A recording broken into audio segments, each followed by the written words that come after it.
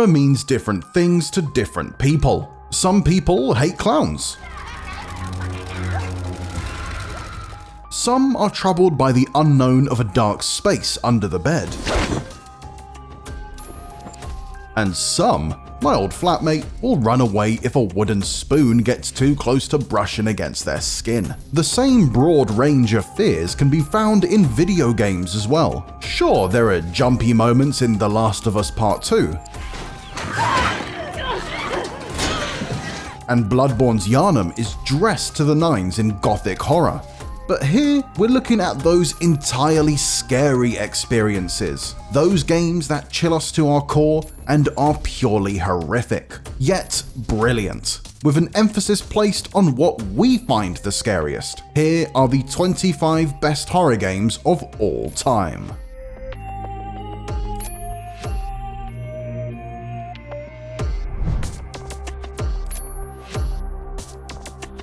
In recent years, many have attempted to capture the nostalgic yet deeply unsettling aesthetic of analog horror, a subgenre centered around turn-of-the-millennium tech and found footage. But none do it quite as well as developer Puppet Combo. With a library of over 20 developed and published games, there's no shortage of gory and intense homages to an era of the VHS or PS1 to choose from. But Stay Out of the House is the standout entry of the one-man studio's work. A mix of immersive sim and survival horror. You're put to the test as you attempt to escape the disgusting lair of the cannibal butcher. You have 3 days to plan your escape. Will you scramble for a weapon, set the serial killer's traps against him, or maybe help other survivors? All of these are viable options, but unfortunately for you, the killer will adapt to all of them, barricading once unlocked rooms, hiding items, and more, all to offer you an unforgettable VHS filtered nightmare.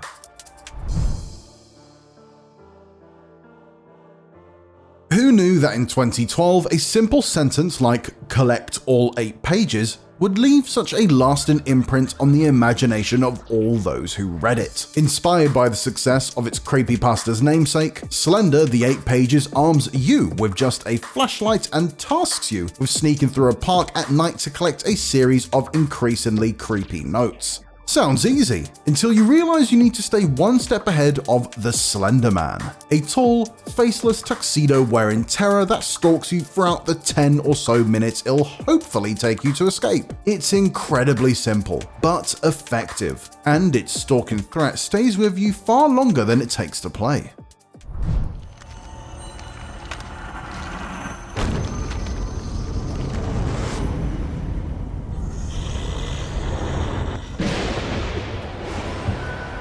Resident Evil creator Shinji Mikami's return to survival horror came in 2014 with The Evil Within, and its warped world didn't disappoint. The Evil Within offers challenging gameplay, limited resources, and an engaging story and brilliantly horrific enemy design. The Keeper, Laura, Zen, and Noon, to name just a few that have haunted one or two of our nightmares since. This wickedly creative, tense, and yes, tough game does not suffer fools gladly, yet you'll be an even greater one to not give it a chance. We may have seen that bleeding game over screen a few more times than would like, but it never made us not want to jump straight back in. That is the definition of great survival horror.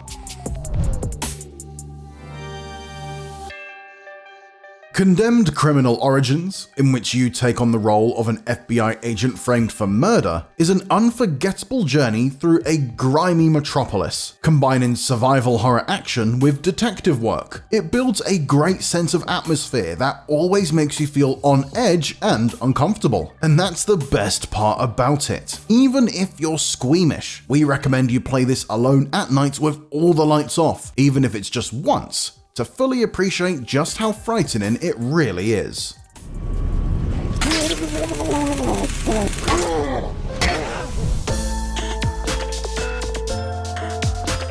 While many games on this list have you playing an unwilling victim of horrors, Manhunt stands out by making you the architect, albeit under slight duress, of the terror. Hot on the heels of the worldwide success of Grand Theft Auto 3 and Vice City, Rockstar surprised the world by choosing to take its controversial games to the next level. James Earl Cash, a criminal sentenced to death row for crimes too heinous to mention, is given a second chance in the form of a starring role in a mysterious director's snuff film. Bloody, violent, and questionably sick, Manhunt is M-rated for a reason, and that's largely because of its graphic depictions of murder. Death by crowbar to the face, wire chokes, and machete hackings are just some of the gruesome things you'll see. You may have seen this kind of thing in movies, anime, and the like, but no video game at that point, or arguably since, has gone as far as Rockstar's Manhunt.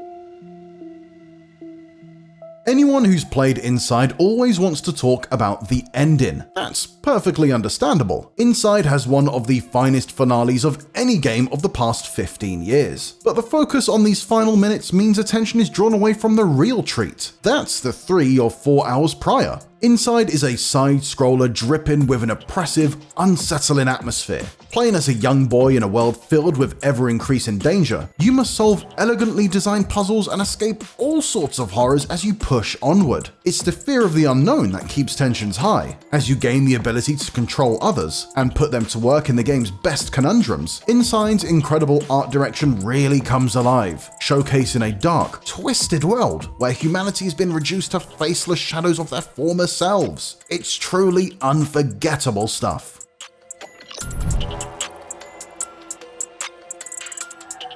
When Konami cancelled Silent Hills in 2015, a slew of spiritual successors and games heavily influenced by the playable teaser came out.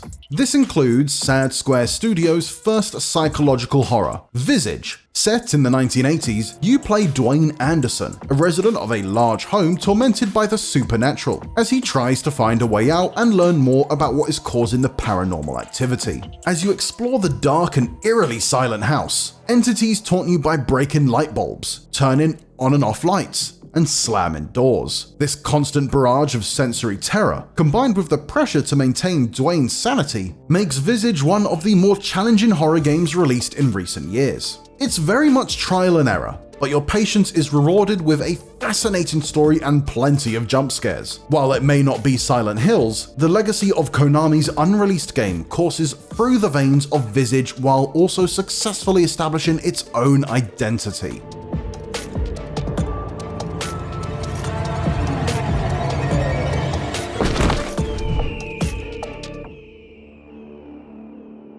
Phasmophobia came onto the scene like a bat out of hell. 4 players joined together as amateur ghost hunters, armed with tools like night vision cameras, holy water, and radios. Wander through haunted homes and abandoned prisons, calling out for spirits from the beyond, as you gather clues in an attempt to successfully identify what kind of ghost is haunting your location. As the clock ticks, the chances of running into a ghost increases, and so does the danger. Nothing beats the moment when you suddenly see your friend twist and contort after being caught by one of Phasmophobia's many evil spirits, as you desperately try to scramble to the exit for a hasty escape. As scary as it is, it also delivers laughs in equal measure, eliciting those involuntary emotions only horror and comedy can provide. Oh. What? Jesse, What's going on? Jesse's been hot. Oh my god. Oh my Holy god. Shit, get it. Where's the door? Dead by Daylight launched in 2016 as a meager but well-meaning asymmetrical slasher horror game where various bumbling teenagers avoid gnarly eviscerations from archetypal slasher movie villains. By 2021, it had become the Super Smash Bros. Of horror games, bringing in iconic killer characters from the movies like Freddy Krueger and Michael Myers, to legendary horror game villains like Resident Evil's Nemesis and Silent Hill's Pyramid Head. Dead by Daylight continues to evolve on its premise, routinely adding new characters, features, and more to its rock-solid foundation. One thing remains constant though, it's just as fun to play as a group of seemingly helpless survivors in one round as it is to play as a huge, powerful horror movie monster in the next. It's deservedly established itself as the best in its field.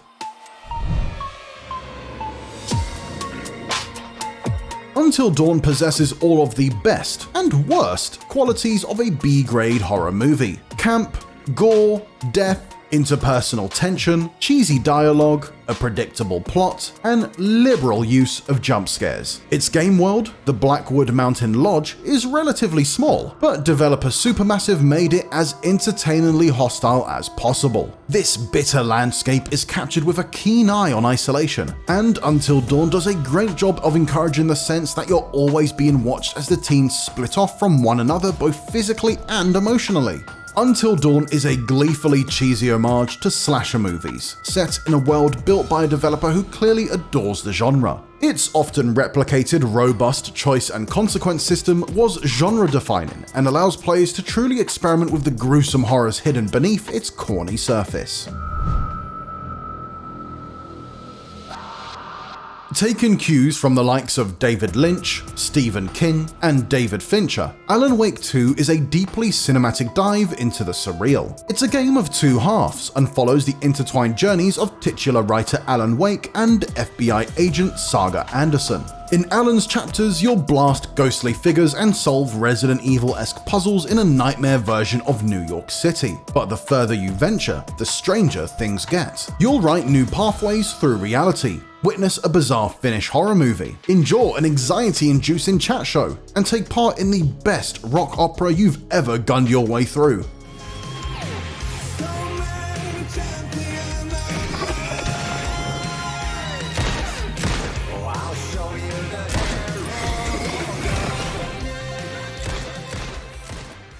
Things are more grounded but similarly mechanically fascinating when taking control of Saga. Her chapters see the story transform into a blend of Hannibal and Zodiac, with Silent Hill-like exploration and combat sitting neatly next to police procedural work. As you investigate a chilling chain of ritual murders, you'll need to arrange clues on your evidence board and drill deeper into the minds of your many suspects. This all adds up to a deeply ambitious, frequently disturbing experience, but one that's never afraid of derailing the tension to deliver an unexpected comedy punchline. Elevated horror has become an important part of spooky cinema over the past decade, combining chilling scares with artistic direction that explores ambitious topics or lofty subject matter. This approach is much rarer in games, but SOMA is undoubtedly one of the subgenre's shining interactive examples. Set in a decaying underwater research facility, it navigates themes of identity, consciousness, and the role of artificial intelligence while also subjecting you to nail-biting stealth horror situations. SOMA sees developer Frictional Games return to the playbook it established in its prior game, Amnesia: The Dark Descent. And so this is a non-combative experience, with an emphasis on avoiding danger at all costs. Progressing deeper into its dread-filled narrative comes only via careful exploration of the facility's barnacle-encrusted corridors and completion of puzzles, with each one unlocking new areas and even more chilling monsters to hide from. For frights with an even helping of thought, this is the ocean floor trip for you.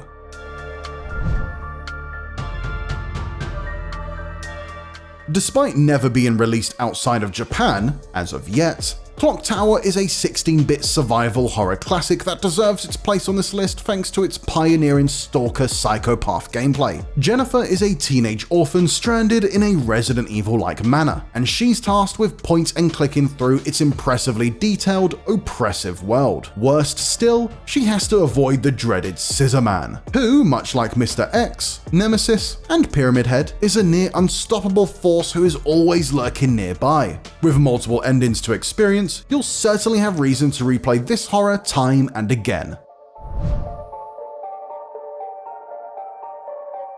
The PlayStation 2 was home to many giants of the survival horror genre, thanks to the likes of Resident Evil 4, Silent Hill 2, and even Fatal Frame. But an equally scary classic that's less well known is Forbidden Siren 2. Exploiting the best J-horror tropes, this episodic style mystery has a steep learning curve. Trying to master the unique sight-jacking ability, which lets you peer through the eyes of both friends and foes to navigate its rain-soaked levels, is tricky, but once mastered, you're left with a refreshingly unique horror experience.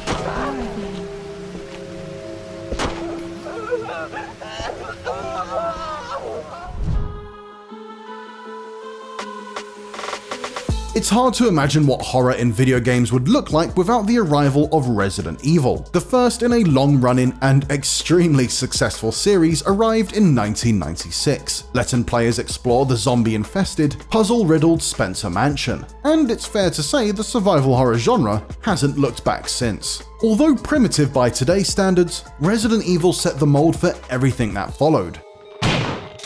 The isolation, the limited resources, the relentless sense of dread, and jump scares.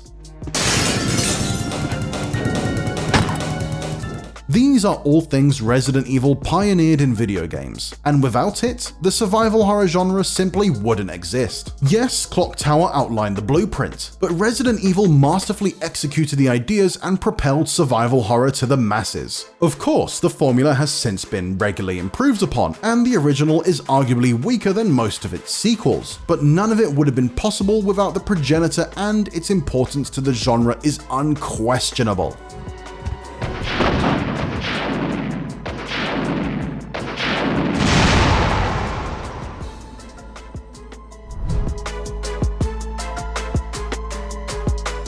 There was always something inherently creepy about being in a Chuck E. Cheese restaurant as a kid, a dimly lit, rat-themed birthday party center with a sad pizza, a mostly broken arcade room, and a giant animatronic animal band that would shut down in between songs to stare into the souls of children with giant dead-eyed looks. Five Nights at Freddy's is an entire game about the fleeting joy and haunted magic of a seemingly lifeless collection of animatronic pizza restaurant mascots who suddenly spring to life and become horrifying nightmares. How lovely! Although, instead of being a kid at a birthday party, you're an employee tasked with watching the restaurant after dark and surviving the night yourself. You'll flip through security cameras and other various devices, while unsettling mechanical faces pop up sporadically or generally go bump in the night. But what makes it all so unique is that Five Nights at Freddy's is one of the few horror games that most kids can play without enduring a lifetime of trauma. It's rare to have a game series that can cater to both young and adult horror fans, but it's mostly because it features a thing we can all agree on: animatronic animals are terrifying.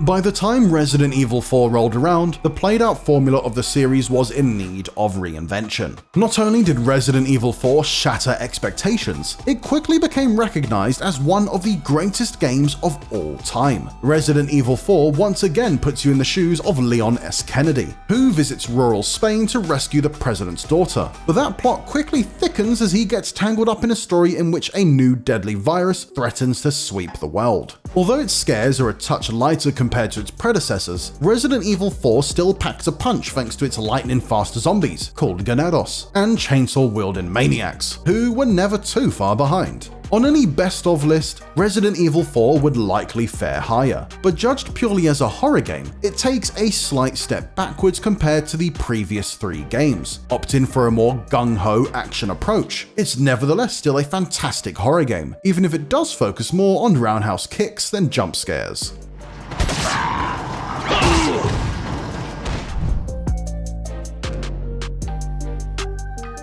Before asynchronous multiplayer became the new horror trend, there was Valve's co-op zombie slaughterhouse. As the title suggests, each mission of Left 4 Dead sees 4 players stranded in a quarantine zone, and the group will only make it out alive if they work together to overcome the undead hordes. Both the original and its sequel are fantastic, but we're going for Left 4 Dead 2 here, which improved on the formula in pretty much every aspect. Left 4 Dead's enduring appeal lies in its smart AI director, which finds new ways to deploy zombies and generate scares in every match. This random lottery keeps things unpredictable, even if you've played the map in question 70 times already. Maybe it'll surprise you with an unexpected boomer, which explodes into a fountain of green goo that baits other infected. Or perhaps it'll throw a smoker into the fray, which can bind you with its meters-long tongue and drag you away from your allies. Or, if you're really unlucky, the dice roll will result in a witch, Left 4 Dead's most frightful foe who, if disturbed, will unleash an extended rush of devastating lightning-fast blows. With snappy gunplay, fantastic level design, and a whole 80s horror franchise's worth of blood ready to chuck all over the walls, Left 4 Dead 2 remains an eternal horror classic.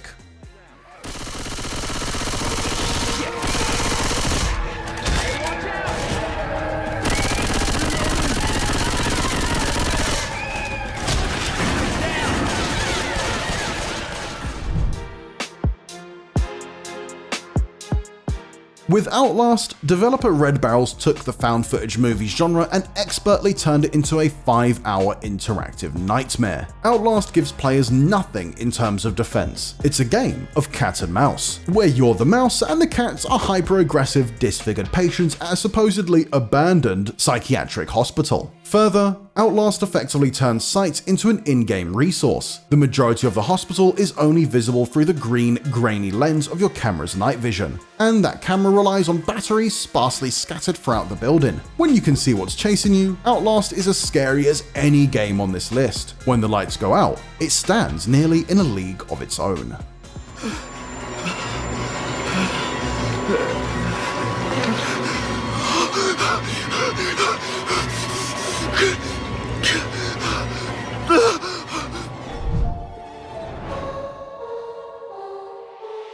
Ridley Scott's 1979 sci-fi horror movie Alien is a masterclass in fear, building uneasy tension and suspense via the threat of a single deadly organism.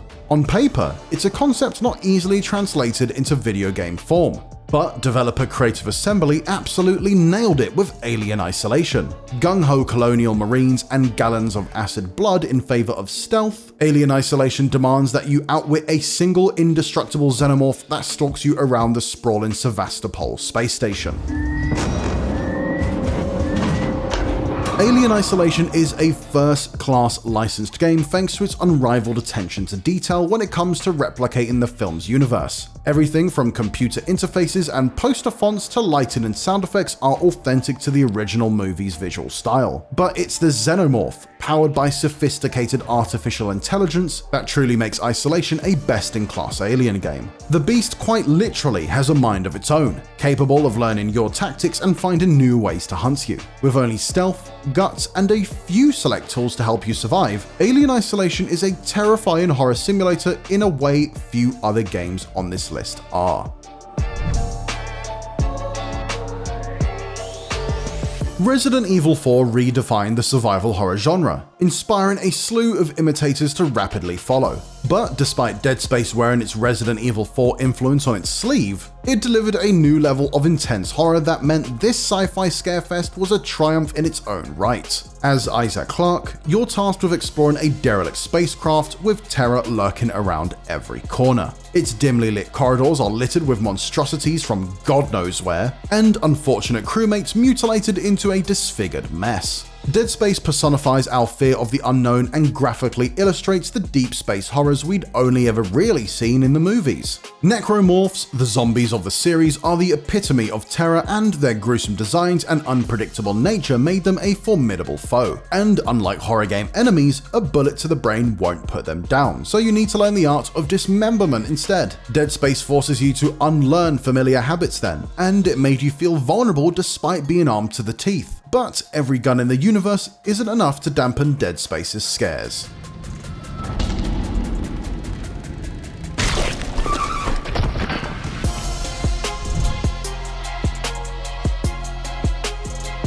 PT may not have been a full release, and it's no longer available to download, so we debated whether it should even be on this list. But the playable teaser, hence the name PT, is one of the scariest games ever made, and as such, deserves recognition. The result of a cross-industry once-in-a-console generation collaboration between acclaimed creators Hideo Kojima and Guillermo del Toro, PT was revealed via a nondescript teaser at Gamescom 2014, followed by an otherwise quiet release on the PlayStation Store. Hours later, the enigma was solved, and PT was revealed to be Silent Hills. But despite the code being cracked, the solution wasn't entirely clear, and PT would go on to become an obsession for players across the internet. Twitter, Reddit, Twitch, YouTube, NeoGAF, and other forums all attempted to piece together exactly how to reach its true ending. Then there was the game itself, which was as terrifying as its reveal was fascinating. PT was set in a single, beautifully rendered looping hallway. Turning a corner remained as scary the first time as it was on the 15th. The subtle changes to the environment on each loop preyed on players' expectations of familiarity, and added disturbing life to a seemingly restricted play area. Of course, Silent Hills would never come to fruition, with Konami officially cancelling the project a day after PT was removed from the PS Store.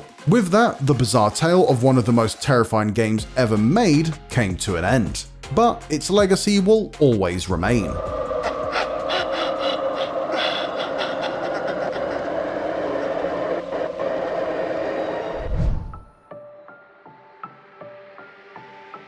Are you afraid of the dark? Well, in Amnesia: The Dark Descent, it's your best friend. Kind of. With gameplay mechanics that help spur a rebirth of the survival horror genre that had drifted into action game territory, modern horror games are indebted to Dark Descent. Starting with the protagonist, Daniel, waking up alone in the dark castle of Brennenburg. He has no memory of how he's got there, hence the name. As he explores his surroundings, he realizes there's a shadow stalking him, and wandering about the castle are other creatures that will give chase if they spot you. This wouldn't be a huge problem if you could fight back. But the thing is, you just can't. Your only defense is to run and often hide in the dark. A stark contrast to more action-oriented horror games like Resident Evil 5, which had come out the year before. But here's the kicker: stay in the dark too long and you'll lose your mind. It's not the first game to have a sanity meter. Eternal Darkness says hello.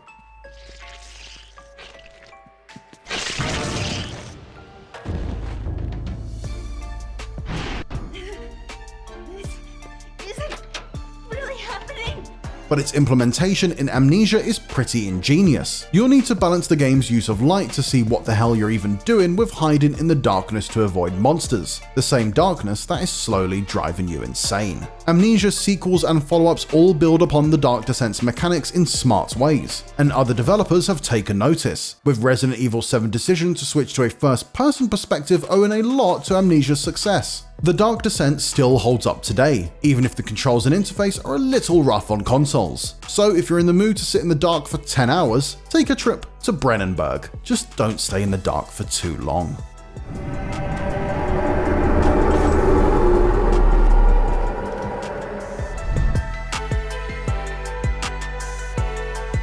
There are many contenders for best entry in the Resident Evil series, but our vote emphatically goes to the 2019 remake of Resident Evil 2, which also happens to be the spookiest in a long line of quality RE spookies. The original Resident Evil 2 took everything successful about the survival horror formula established by its older brother and refined it. The locations were creepier, the enemies more menacing. This was also the introduction of the infamous Licker and Mr. X, and the scares were bigger and badder. The adventures of Leon and Claire in Raccoon City not only became a benchmark for Resident Evil, but for the genre as a whole, until our next entry came along a few years later. In every way that 1998's Resident Evil 2 improved on its predecessor, the remake also replicated in kind. It's a prime example of how to take an older game and reanimate it for a new generation of players, pioneering a new generation of scares that are often imitated but rarely equaled. Resident Evil 2 sits atop the pile when it comes to the genre's most famous series.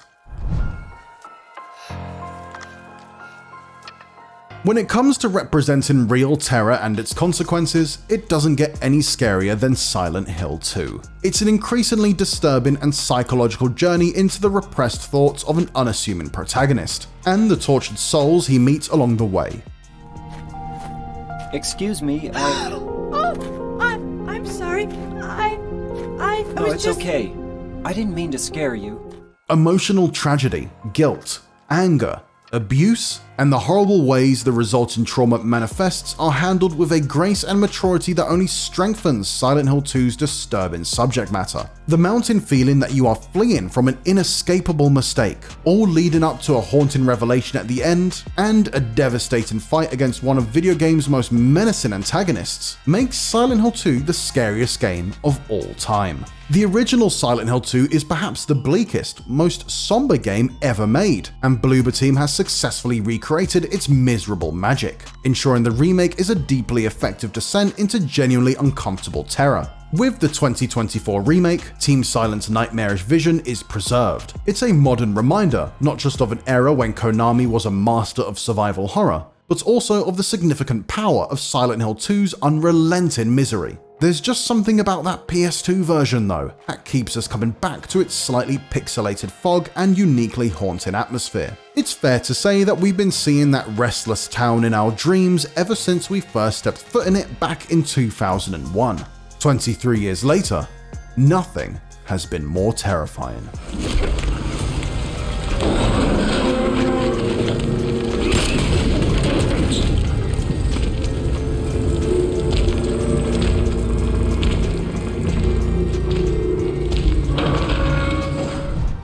If you'd like to dive deeper into why Silent Hill 2 has earned our #1 spot, then make sure to watch our Silent Hill 2 feature on why it is utterly miserable and why that's great, or our video review.